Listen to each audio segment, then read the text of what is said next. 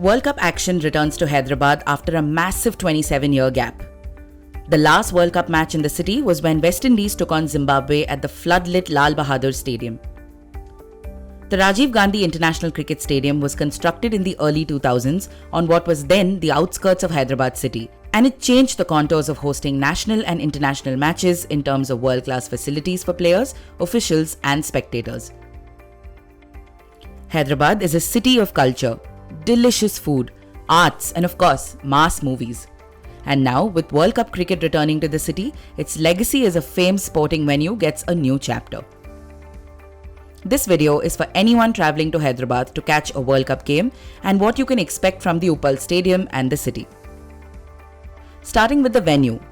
Though the initial projected capacity was 55,000, this venue can accommodate 40,000 on match days. In all, the stadium has 6 pitches. Traditionally, they've been batter-friendly over the years, and if the last IPL, when 7 home games were played here, was any indication, they may not be very different for the World Cup games as well. There are 17 nets here, including 2 AstroTurf wickets.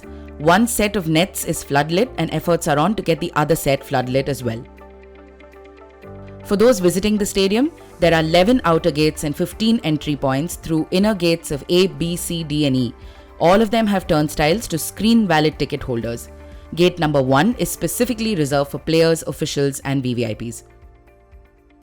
The Hyderabad metro station is at a walkable distance from the stadium and is one of the preferred modes of transport, with authorities almost always making it a point to run special trains on match days.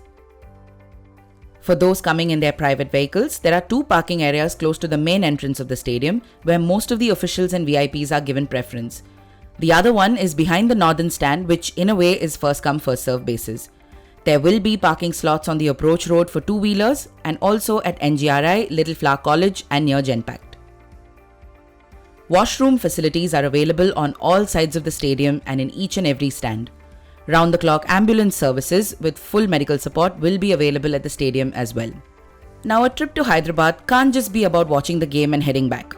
If you have friends like ours, packing biryani and kebabs for your folks back home will be top on the agenda. From Shadab and Medina to Shagus and Pista House, we recommend you take your time to try out multiple options in the city. Shopping at Lad Bazaar is an experience you should have. From fabric and trinkets to jewelry and lovely bangles, you'll be spoiled for choice. The Muazzam Jahi Market, the city's main fruit market, is also a great addition to your travel list.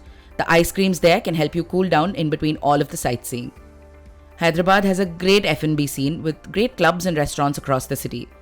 You also have museums, Ramoji Film City, Golconda Fort, and of course the city's iconic Charminar, all of which make great additions to your travelling list, but you'll need a couple of days to cover them all. If you're headed to any of the 10 venues to catch World Cup cricket this year in India, make sure you download Sportstar's Bumper Issue, a go-to guide for the tournament.